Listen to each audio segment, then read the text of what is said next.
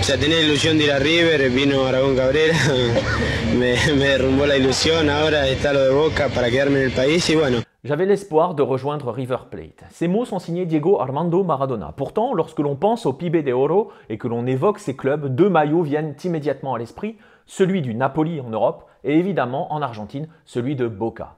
Pourtant, encore, au début de l'année 1981, alors que le gamin est en train de et n'a cessé d'émerveiller l'Argentine sous le maillot d'Argentinos Juniors, il va passer à un rien de jouer pour River Plate. Un River Plate avec qui il va entretenir depuis une relation bien particulière. Bienvenue dans le 15e épisode de Temps additionnel.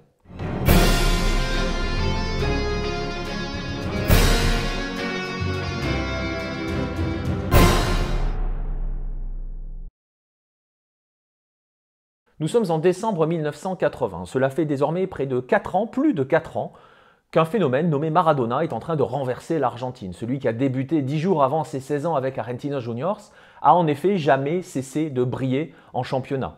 À l'échelle de la sélection, si César Luis Menotti le protège et ne l'envoie pas à la Coupe du Monde 1978 que remporte l'Argentine, Maradona remporte aux côtés de Ramon Diaz la Coupe du Monde des moins de 20 ans en 1979, un tournoi à l'issue duquel il termine meilleur buteur et surtout meilleur joueur. En championnat, depuis plus de 4 ans, il ne cesse de marquer des buts.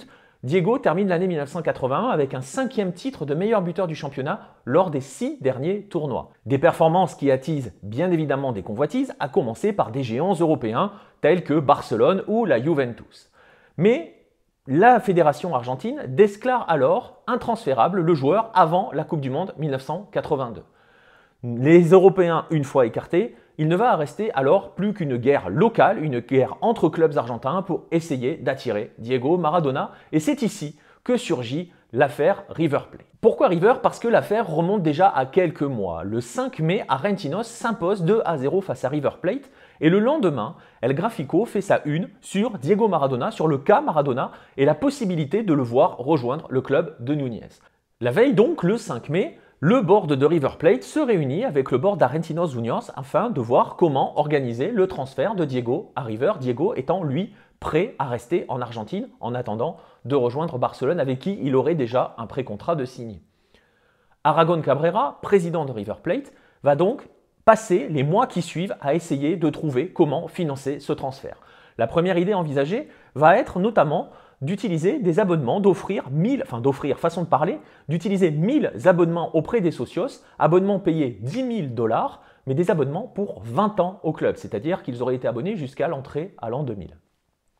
Le 23 décembre, la revue River, qui est dédiée évidemment à son club, fait sa une sur Diego Maradona en exhortant le club de l'acheter.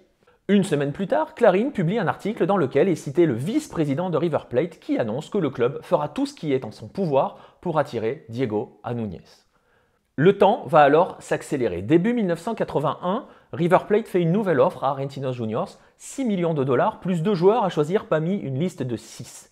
Jorge Sisterspiller annonce alors que Diego va percevoir le même salaire que les grands noms du club comme Ubaldo Fillol par exemple. Le 17 janvier, le journal Crónica annonce que Maradona et River sont tombés d'accord. Le 20 janvier, la revue River fait sa une avec un Diego portant le maillot de River Plate, une photo qui a été prise à l'issue du match face à Argentinos Juniors justement, et une photo qui sera reprise ensuite par le Gráfico. Tout est rapidement démenti et le lendemain, Pablo Abatangelo, membre du directoire de Boca, déclare au Gráfico que Diego n'a qu'une intention, rejoindre Boca. La lutte entre les deux géants d'Argentine débute, même si Diego, dans un premier temps, dément à son tour en expliquant que lui, il est professionnel et qu'il ira là où un club aura fait l'offre qui correspond aux demandes et qui correspond aussi aux demandes d'Argentinos. Il cite par exemple que si le Ferro fait une bonne offre, il ira jouer pour le Ferro.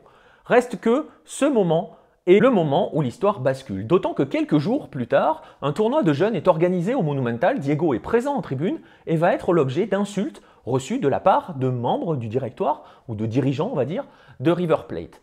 Ça va le blesser profondément et la légende veut que Diego déclare alors « Jamais je ne jouerai pour ce club ». Reste qu'en coulisses, les négociations se poursuivent. Sisterspiller est en train d'essayer de récupérer un gros salaire pour Diego. On parle alors d'un salaire qui est plus du double de celui que touchent par exemple des joueurs comme Ubaldo Fillol ou Daniel Passarella qui sont de véritables icônes au club. Ces 7 offres qu'Aragon Cabrera refuse. Il ne voudra pas s'aligner, il ne veut pas mettre à mal son vestiaire, il ne veut pas se mettre à dos son vestiaire, il ne veut surtout pas avoir à devoir renégocier les contrats de Fillol et Passarella pour les aligner sur ceux de Maradona. Et c'est cette déclaration qui provoque celle que vous avez entendue au début de Diego Maradona, qui indique qu'il avait l'espoir de rejoindre River Plate, bien évidemment, mais que cet espoir a été enterré par le président Aragon Cabrera. Diego ajoute même qu'il est prêt à jouer à Boca ou à River, il s'en fiche un petit peu, et que si aucun accord n'est trouvé, il est même prêt à rester à Argentinos jusqu'à son départ pour Barcelone. Mais de départ à Barcelone, il n'y en aura pas, en tout cas pas tout de suite. Aragon Cabrera ne cède pas, il n'y a pas d'offre, River vient de rater Diego Maradona. Le 18 février 1981, Diego Maradona rejoint officiellement Boca Juniors. Il se dit alors que le clan Maradona a fait en sorte de retarder les négociations et de faire des demandes folles à River pour jouer la montre en attendant qu'il ne reste plus que Boca, seul désir de Maradona. Ce qui se dit également du côté de River, c'est que si Aragon Cabrera avait cédé, alors Diego aurait revêtu le fameux maillot à la bande rouge. 2 jours après son arrivée à Boca, un match amical est organisé entre Argentinos Juniors et Boca Juniors. Maradona joue les premières 45 minutes avec son ancien club, enfin son désormais ancien club Argentinos, fait les 45 dernières avec Boca, marque son premier but sur penalty. L'histoire peut alors commencer. Au cours du tournoi de 1981, au cours de l'année 1981, Diego marque 28 buts et délivre 17 passes décisives en 40 matchs. Il est champion avec Boca.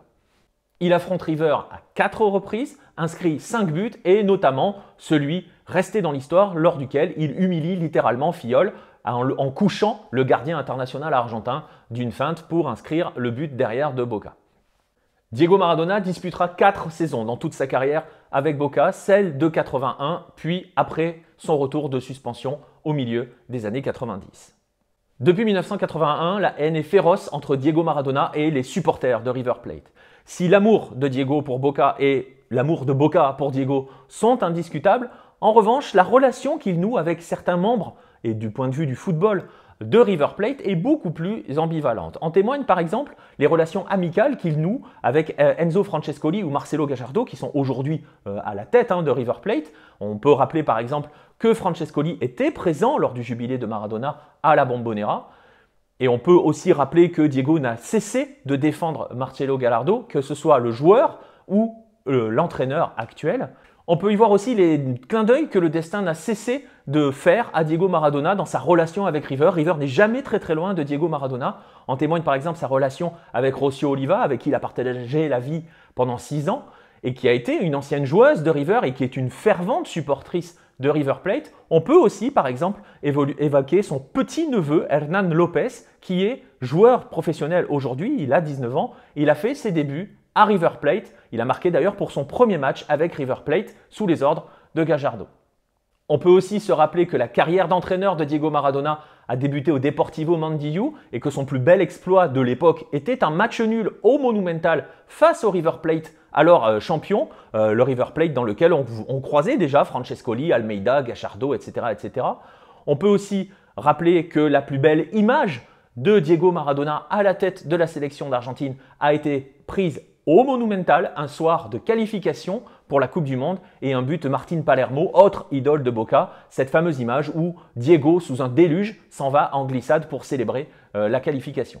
Diego Maradona a joué 7 matchs dans toute sa carrière face à River Plate. Il a marqué 5 buts, tous en 1981. L'histoire retient également que le dernier match de la carrière professionnelle de Maradona s'est disputé lors d'un Super Classico, donc face à River, au Monumental. C'était le 25 octobre 1997. Ce jour-là, il était remplacé à la mi-temps par un joueur, un jeune nommé Juan Román Riquelme.